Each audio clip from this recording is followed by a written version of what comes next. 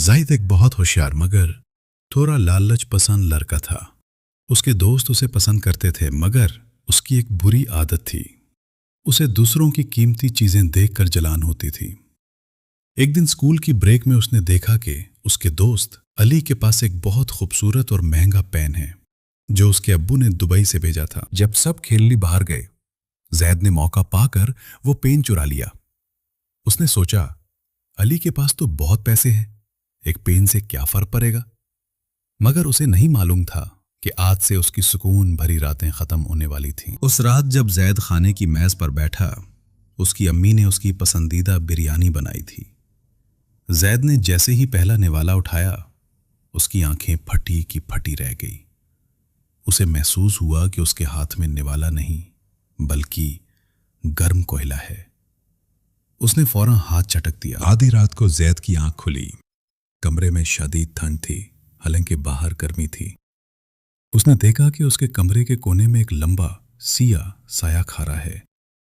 وہ سایہ کوئی انسان نہیں تھا بلکہ دھوئیں کی طرح ڈھونڈلا تھا، مگر اس کی آنکھیں ہلکی سرخ چمک رہی تھیں۔ زید ڈر کے مارے ہل نہ سکا۔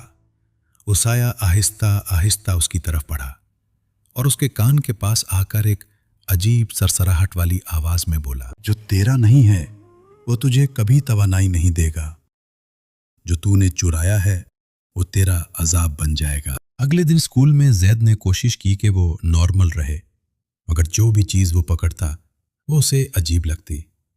جب اس نے کینٹین سے جوس لیا اور پینا چاہا تو اسے ایسا لگا جیسے وہ کڑوا تیل پی رہا ہو۔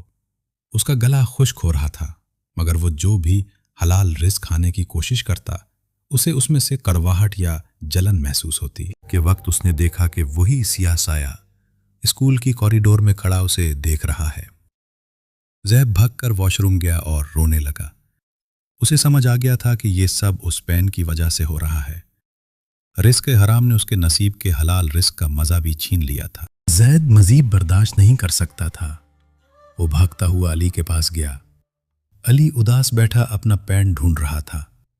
زید نے کپ کپاتے ہاتھوں سے پین اس کی طرف بڑھایا۔ علی، یہ مجھ سے غلطی ہو گئی تھی، میں نے تمہارا پین چرایا تھا، خدا کے لیے مجھے معاف کر دو، زید نے روتے ہوئے کہا۔ علی پہلے تو حیران ہوا، پھر اس نے زید کی حالت دیکھ کر اسے معاف کر دیا اور کہا، زید تم نے سچ بول دیا، یہی بڑی بات ہے۔ زید گھر گیا اور بسم اللہ پڑھ کر روٹی کا ایک ٹکڑا توڑا۔ اس دن اسے سادہ روٹی میں بھی وہ مزہ آیا جو کبھی قورمے میں بھی نہیں آیا تھا۔ اس نے اللہ کا شکر ادا کیا اور سبق سیکھا کہ حرام کا 1 روپیہ حلال کے ہزاروں روپوں کی برکت اور سکون کو کھا جاتا ہے۔